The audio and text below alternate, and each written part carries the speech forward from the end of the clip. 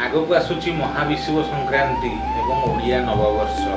यही दिन हनुमान जयंती भाव आम पालन कर दिनटी हूँ 14 एप्रिल 2026 तारिख। आज मुझे कहू जाऊँगी यही दिन आप कौन उपाय कले आपणकर दिनटी मंगलमय हो एवं ओडिया नववर्ष आरंभ आपणकर शुभ फल प्राप्ति हो।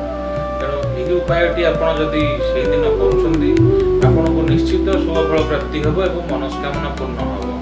यही दिन सकाळु आपण 11टी पानपत्र अष्टगंधा एवं डालिंब काठी जय श्रीराम लिखि एक चमेली तेल नड़िया 2टी कदली गोटे गुआ गोटे नाली कपड़ा बांधी प्रभु श्री जय हनुमान पाद तले अर्पण करेंगे एवं 2टी लेंबू को आनी निजर मुंड उपरे घंटार विपरीत दिग बा एंटी क्लॉकवाइज 9 थर बुलाई एक रास्ता उपरे छिड़ा होई रास्तार दुई पार्श्व को 2टी फोपाड़ी देवे जहाद्वारा आपणकर शरीर में थी समस्त नकारात्मक शक्ति अंत घटो एवं आपणकर नववर्षटी आपण मंगलमय हो एवं जो मानसिकटी आप भावी प्रभु हनुमान पाद तले आपण ये सब जिन अर्पण करेंगे से मानसिकटी आपणकर 21 दिन भितर निश्चित पूर्ण हो।